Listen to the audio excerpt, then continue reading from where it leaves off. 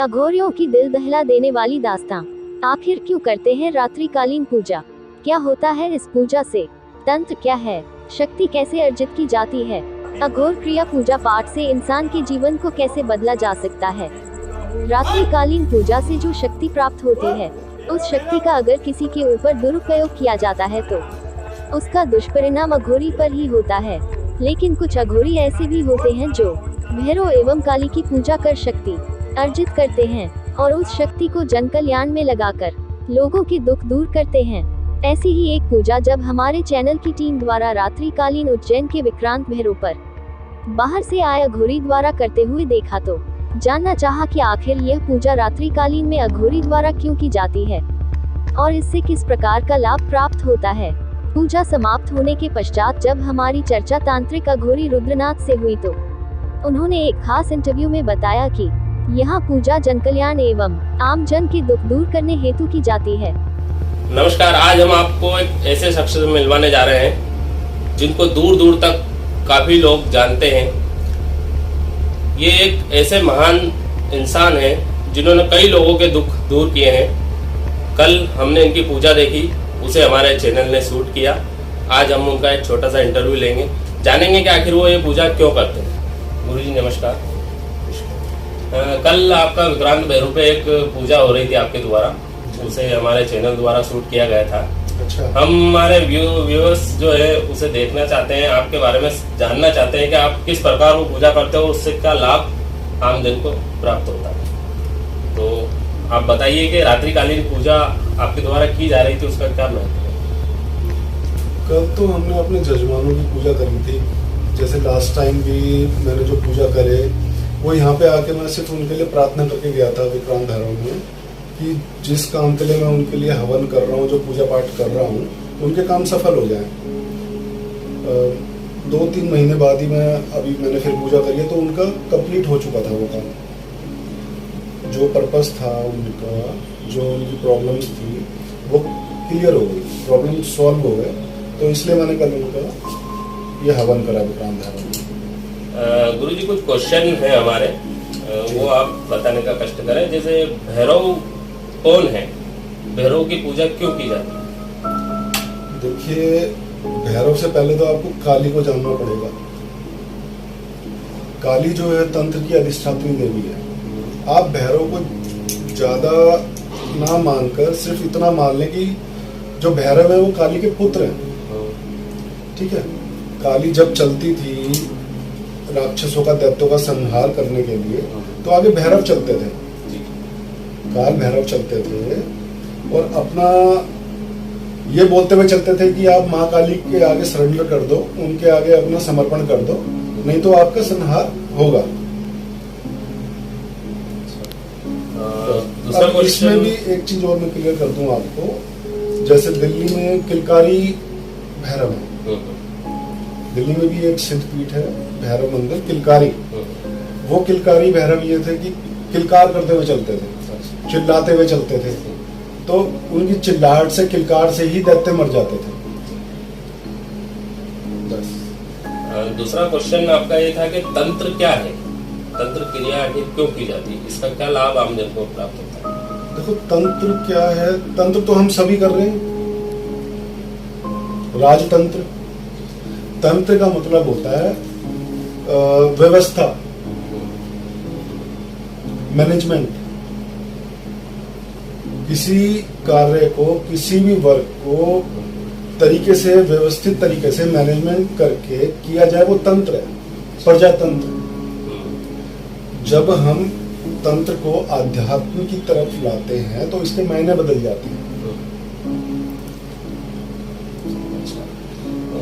इसमें गुरुजी काफी टाइम मैंने हमेशा देखा है कि मतलब शमशान में रात्रिकालीन ही पूजा की जाती है, तो शमशान में ही क्यों पूजा की जाती है अघोरी, आखिर शमशान में ही क्यों पूजा करते हैं? देखो, अब तो इस बात का कोई मतलब ही नहीं है। पहले की हम बात करेंगे, शमशान में इसलिए पूजा होती थी, इसलिए तांत्रिक अघोरी शमशान में जाते थे कि शोर नहीं होता, लोग नहीं होते, तो कंसंट्रेट करने के लिए, कंसंट्रेशन के लिए शमशान से अच्छी जगह हमें नहीं लगती। ना कोई शोर शराबा होता है, ना लोग होते हैं, ना कोई तंग करने वाला होता है, इसलिए शमशान में जाते थे। बस यही पर्पस होता है।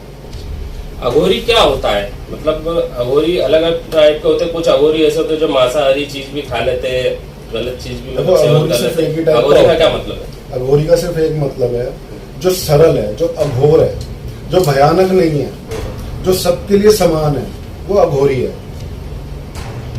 मांस खाना या मांस नहीं खाना वो अलग अलग पद्धति है। जैसे वैदिक पद्धति में मांस को दूर रखा जाता है, हम तंत्र में सिंपल लैंग्वेज में हम ये कहते हैं कि जिसका जो भोग है उसको वो भोग दिया जाए। जैसे माँ काली है, भैरव है, जहां हमने पढ़ा, ग्रंथों में पढ़ा या सुना, गुरु से सुना, वो ये कहते थे कि उन्होंने जो हमने सीखा उनसे, जो उन्होंने हमें समझाया कि काली जब दैत्यों का संहार करके चलती थी तो उनका लहू पीती थी, रक्त पीती थी, जैसे रक्त बीज। उनका साथ देने के लिए भैरव उनका खून पीते थे, मांस खाते थे, यक्षिणियां चलती थी। जो यक्षिणियां योगी है, मतलब जो देवी के साथ चलती है वो। तो जिसका जो भोग है हम उसको वो भोग देंगे। मान लो कोई शेर है, हम उसको घास खाने को देंगे, खाएगा नहीं। तो बस यही है कि हम अगर भैरव साधना कर रहे हैं या भैरव को अपनी प्रार्थना कर रहे हैं कि हमारा ये काम हो जाए, तो उनके मतलब का ही तो भोग देना पड़ेगा। अच्छा, इसमें आपके द्वारा जन कल्याण है तो कई बार पूजा की गई। हमें जब जानकारी मिली तो हमारे चैनल ने आपको शूट किया और अब आपका इंटरव्यू ले रहे हैं इसी प्रकार से। तो आप कुछ अघोरी जो है आम जन को डराते हैं कि भाई तुम्हारे परिवार के अंदर छाया है, तुम्हारे परिवार में आत्मा है, मतलब उनको तकलीफ आने वाली है, ये होने वाला है, वो होने वाला है, कुछ भी करके मतलब उनको डराया जाता है। तो इस प्रकार की कोई घटना होती है कि तुम्हें जिन लगा हुआ है या आपके घर में कोई समस्या आने वाली है, बड़ी दुर्घटना होने वाली है, तो इस प्रकार की कोई चीजें होती है क्या? तो सिंपल लैंग्वेज में आपको बताता हूँ।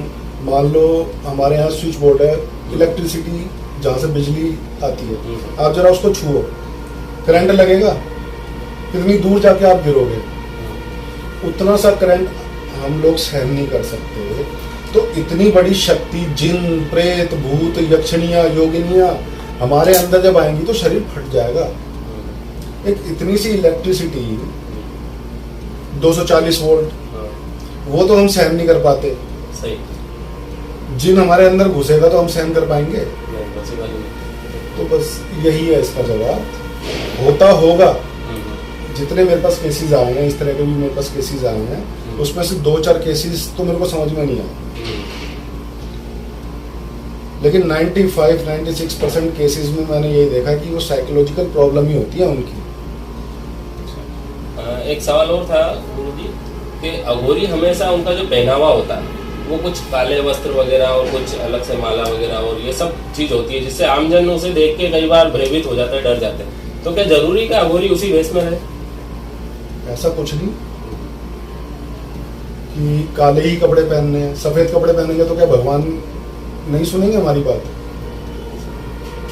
काले कपड़े इसलिए पहने जाते हैं, आप मत पहनो काले कपड़े। आप वैसे ही कपड़ों का कोई ऐसा मेरे को नहीं लगता, मेरा जो एक्सपीरियंस है उसमें कपड़ों का मेरे को कोई वैल्यू नहीं है।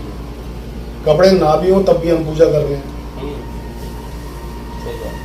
ये तो सिर्फ एक तंग ढकने की चीज है कि हम पूजा कर रहे हैं तो मच्छर मक्खी तंग ना करें। बाकी भाई मैं तो ये सोचता हूँ, और जितने भी सुन रहे हैं आप उसको सिर्फ मजाक में लें, सीरियस ना लें। मैं सिर्फ काले कपड़े इसलिए पहनता हूँ कि गंदे कम दिखते हैं। एक सवाल और छोटा सा है, आपके द्वारा अभी कई बार अलग अलग जगह पे पूजा की गई होगी, तो क्या आमजन को इस प्रकार से पूजा करने से, आप उनके नाम गोत्र से उनके परिवार का जो भी आप लेते हैं, तो उससे उनको कुछ लाभ प्राप्त हुआ है अब तक? देखो, लाभ होता है पूजा करने से, चाहे मैं करूं किसी के लिए, चाहे वो अपने लिए करें, लाभ होता है पूजा करने से। कोई भी आप मंत्र जाप करोगे उसका लाभ आपको आज नहीं तो कल मिलेगा। ठीक है ना? गुरुजी, आपकी पूजा देख के आम जन तक आपकी पूजा जाती है, आप कई प्रकार की रात्रिकालीन पूजा करते हैं, आपके पास फोन भी आते होंगे, लोगों के मैसेज भी आते होंगे, तो किस किस प्रकार की समस्या आपके पास आती है और किस किस प्रकार की समस्या का समाधान आप करते हैं, किस किस प्रकार की आप पूजा करते हैं, थोड़ा सा ही आप? क्योंकि समाधान करने वाली तो माँ काली है, या जहाँ हम पूजा करते हैं विक्रांत भैरव है, काल भैरव है, समस्या का समाधान तो वो करती है। हम तो सिर्फ लोगों की जो प्रार्थना है पूजा पाठ के माध्यम से, हवन के माध्यम से भगवान तक पहुँचाते हैं। हम एक तरीके से पूजा करते हैं, तंत्र, जो अभी आपने पहले ही पूछा था, तंत्र। तो हम एक तंत्र के तरीके से पूजा करते हैं, और ऐसा नहीं है कि आप अगर डायरेक्ट भगवान से मिलोगे तो भगवान आपकी सुनेगा नहीं। आप डायरेक्ट भगवान से प्रार्थना करो। हमारे पास आते हैं जिसके पास पैसे नहीं, पूजा पाठ करना है, हवन करना है, मैंने आना जाना है, तो देखो खर्चा होता है। मेरे पास वो लोग आते हैं जो खर्च कर सकते हैं, और ऐसा नहीं है जिसके पास पैसे नहीं है वो खर्च नहीं कर सकता तो उसका काम नहीं होगा। माँ सबकी एक ही है, वो सबकी सुनती है, उसे पैसे से, निर्धन से, अमीर से, किसी से कोई लेना देना नहीं।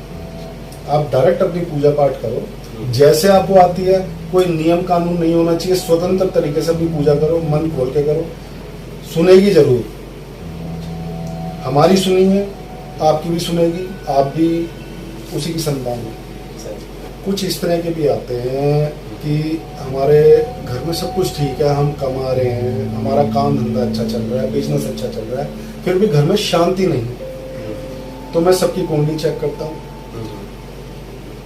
ग्रह चाल देखता हूँ, उस हिसाब से फिर मैं उनको बताता हूँ कि आपको ये काम करने चाहिए। आपको राहु की पूजा करनी चाहिए, आपको उनके मंत्र जाप करने चाहिए, आपको शनि देव के मंत्र जाप करने चाहिए, आपको शुक्र के करने चाहिए, आपको मंगल के करने चाहिए।